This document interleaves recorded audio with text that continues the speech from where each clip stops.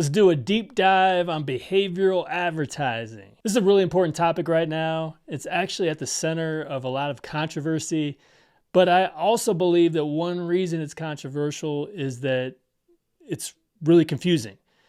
I don't think anyone really knows the true definition of behavioral advertising, and that's going to be critical. So not only do regulatory agencies maybe not know what we're talking about here, I don't think advertisers understand what's at stake either. Let's back up. Let's talk about what's going on here. So first up, you've probably seen something like this. I've talked about this article or something similar to this recently. Essentially, Meta's at risk of having behavioral advertising banned now within about a week, and they have to do something about it, right? So the question becomes, okay, well, what is it precisely that Meta's doing that they shouldn't be doing? Okay, so I looked this up. There was nothing that came specifically from the EU regulators that I could find. There was this original blog post that I found by the AP, and they defined it as this: behavioral advertising used by Meta's Facebook and Instagram, among many other tech companies, involves observing individual behaviors such as browsing habits, mouse clicks, and app usage, then using that data to build profiles for targeting ads. So this goes well beyond iOS 14, okay, where iOS 14 is just about opting out of being tracked outside of the app.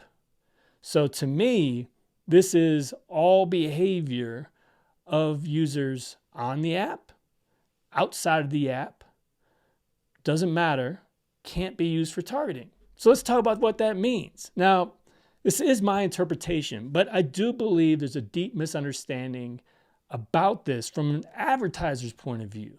So I've seen some people suggest, well, okay, so we can't put anything into the detailed targeting. We can't add custom audiences, lookalike audiences. We'll just have to go broad or use Meta's Advantage Plus audience going forward.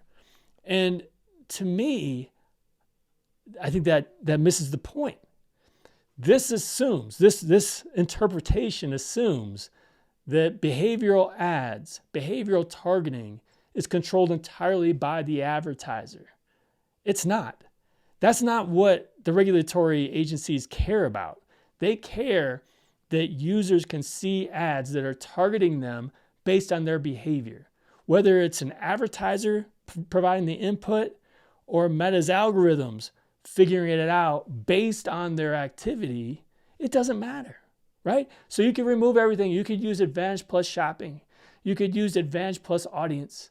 Regardless, if Meta is learning and delivering ads based on your activity and your behavior that's been collected, and then providing personalized ads to you based on the information, that is behavioral advertising. So understand why this matters, okay? This all comes back to the recent rollout of the paid subscription option within the European Union.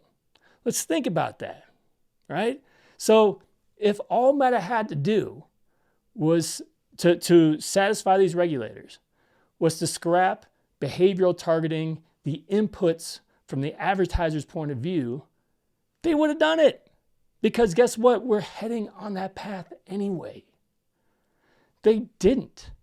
They did something that they clearly did not want to do. They offered a paid ad-free option that would provide consent that said, okay, well, I'll either pay to force Meta not to use my data, or I will accept that Meta is going to use my data to surface personalized ads based on my behavior, right? So think about what the easiest solutions are. That is not an easy solution, providing that. The easier solution would have been going on the path we would have been on anyway, just scrap those inputs, because that's what we see right now in Advantage Plus shopping. There are no inputs. we're practically there with Advantage Plus Audience, which is the recommended way now, where it's only recommended inputs. And beyond that, it's just algorithmic. So the reason that Meta provided that paid ad-free subscription option is because the alternative isn't that the advertiser can't put in advertising input. The alternative is a completely untargeted advertising experience, right? So we're not talking about the advertiser being limited in what they can do. We're talking about getting ads that have nothing to do with you, and the algorithm not being able to use your data to serve ads to you based on your activity. So that is why Meta is freaking out. That is why they've instead offered this paid ad-free subscription option, because while they don't really want to do that, that's way better than the untargeted ad option. All right, so yeah, this wasn't really a strategy video talking about how to use behavioral advertising, behavioral targeting.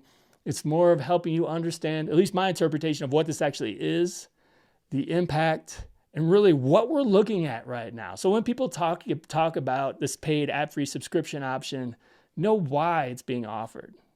Know what's at stake here for advertisers and for Meta. All right, so let me know what you think.